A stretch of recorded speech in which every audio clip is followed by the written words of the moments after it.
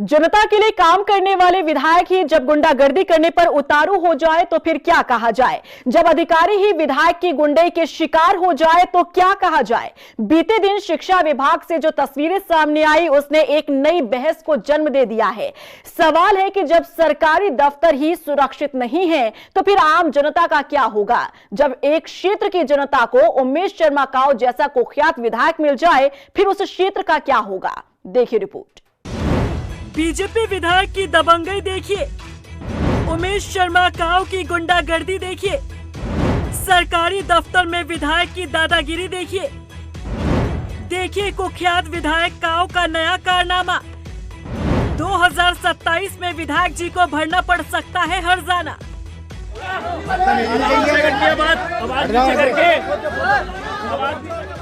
इन तस्वीरों को देखने के बाद शायद आप भी अपने आप को कोस रहे होंगे कि आपने किस नेता को अपना विधायक चुन लिया।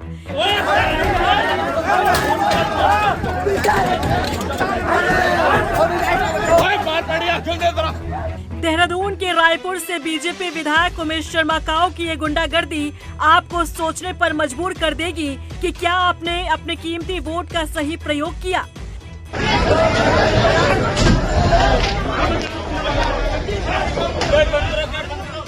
क्योंकि जिस जनप्रतिनिधि की जिम्मेदारी होती है क्षेत्र की जनता की समस्या को सुनने और दूर करने की, उसी क्षेत्र के विधायक जब एक सरकारी दफ्तर में बैठकर दबंगई दिखाए तो फिर क्या कहा जाए।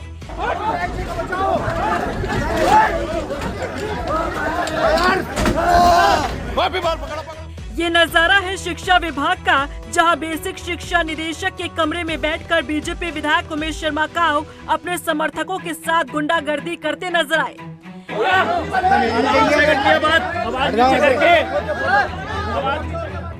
दफ्तर के भीतर से निकली ये तस्वीरें बताती हैं कि बीजेपी विधायक को न तो अपने पद की गरिमा का ख्याल है और न ही अपनी पार्टी की छवि का।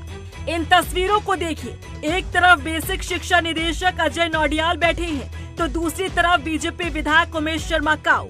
दोनों के बीच बातचीत होती है, लेकिन बात बात में ही मामला इतना बढ़ जाता है कि जिस कुर्सी पर विधायक जी बैठे थे वो झट हाथों में आ जाती है और निदेशक पर वार शुरू हो जाता है।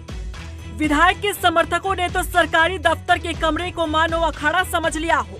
एक के बाद एक वार किया जाता है और बीच में खड़े बीजेपी विधायक भी अपना हाथ साफ कर जाते हैं। और ये पहली बार नहीं जब बीजेपी विधायक काऊ चर्चाओं में आए हो। खुद को फायदा पहुंचाने के लिए अवैध रूप से लोगों की बसावट को लेकर भी उन पर सवाल खड़े होते रहे हैं। मॉनसून सीजन में बाढ़ आई तो इल्जाम काऊ पर लगे। अवैध रूप से बसाने के बदले क्या मिठाई खाई जाती है ये जनता जानती होगी। लेकिन कभी अपने क्षेत्र में दबंगई तो कभी सरकारी दफ्तर में दबंगई दिखाते इस बीजेपी विधायक के लिए यही कहा जा सकता है कि ये विधायक कुख्यात है, क्योंकि जिस मुद्दे का हल आसानी से निकाला जा सकता था उसके लिए भीड़ के साथ पहुंचते हैं विधायक जी। बात बिगड़ता देख विधायक अपने समर्थकों को शांत करने के बजाय और उग्र होते चले गए। अब तो मामला इतना बढ़ चुका है कि शिक्षक संघ ने विधायक के खिलाफ मोर्चा खोल दिया है और चेतावनी दे डाली है कि अगर इस मामले में विधायक पर कोई कार्रवाई नहीं होती तो बोर्ड एग्जाम पर इसका असर पड़ सकता है।